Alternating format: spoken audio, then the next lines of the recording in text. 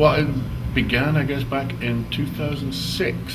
I got a call from Ricky Skaggs. I was doing a solo show in Nashville, and Ricky sent his apologies that he couldn't come to my little gig because he was presenting the Grand Ole Opry.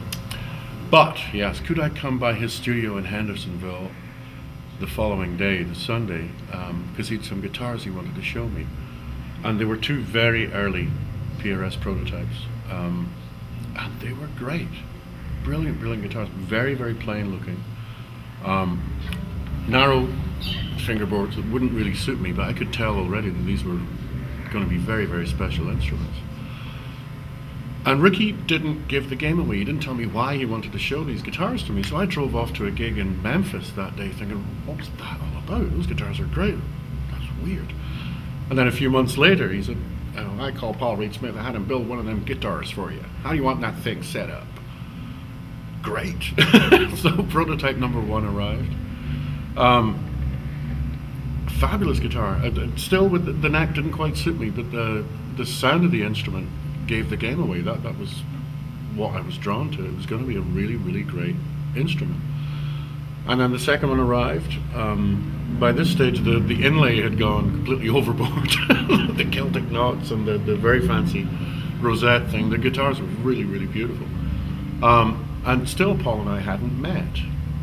We talked on the phone. Lots of people have mentioned the type of guy that Paul is. He can call at any time of the day or night in a state of extreme excitement because they've managed to get 1 micron off the finish or something.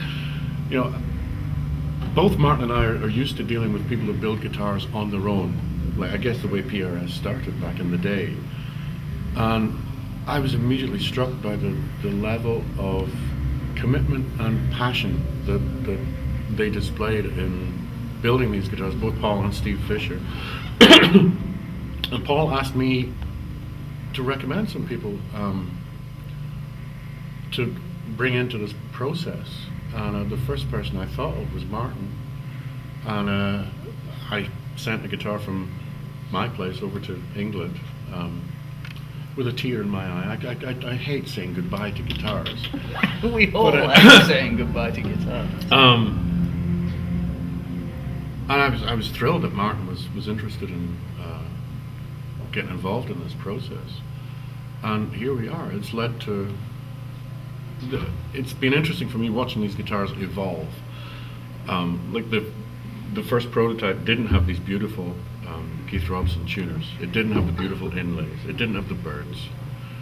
It did have very spectacular Brazilian rosewood.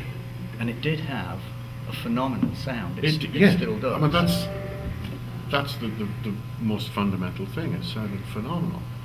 But the guitars are now at the stage where they're, like, even before anyone plays them, they're just going to pick them up and go, my God, that's a beautiful thing. But it's. I think the interesting thing about it is that it's been a process where at every stage what Paul's been wanting is us to respond to his work and his creativity. So he'll send us a prototype, not expecting us to go, well, that's absolutely fantastic, but expecting us to go, okay, it's really great, but. And that's a lovely way to work. So this is the 4th prototype PRS acoustic guitar. The 3rd prototype I thought was magnificent. I loved it. Coming here, I was thinking, well, what if the 4th prototype, he's kind of changed it and it doesn't work, and of course I've come here and this is actually better than the 3rd prototype, and I'm completely delighted with every aspect of this instrument. It just works. It's beautiful. Everything about it is what I wanted it to be. The specific neck width, the right hand spacing, the inlays, the choice of woods, everything about it. It's a lovely thing. I would agree. Concur with all of that.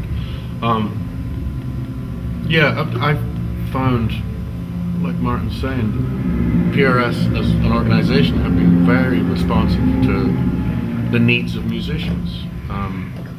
We're out on the road gigging and recording, teaching and traveling and touring.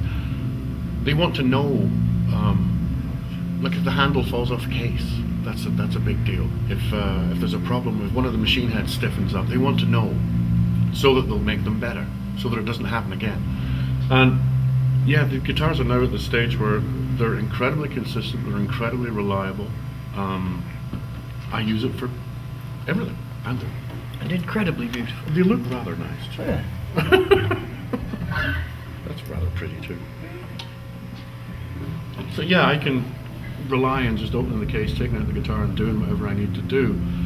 I tune them down low, I caper them up high, I flat pick them. This is mostly, I guess, a fingerstyle guitar, but I wail on it with a pick as well. I strum it, I use it to accompany singers, I use it to play solo, I use it to accompany fiddle tunes.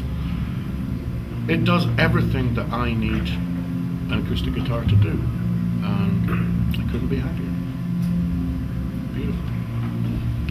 Lucky boys, I think.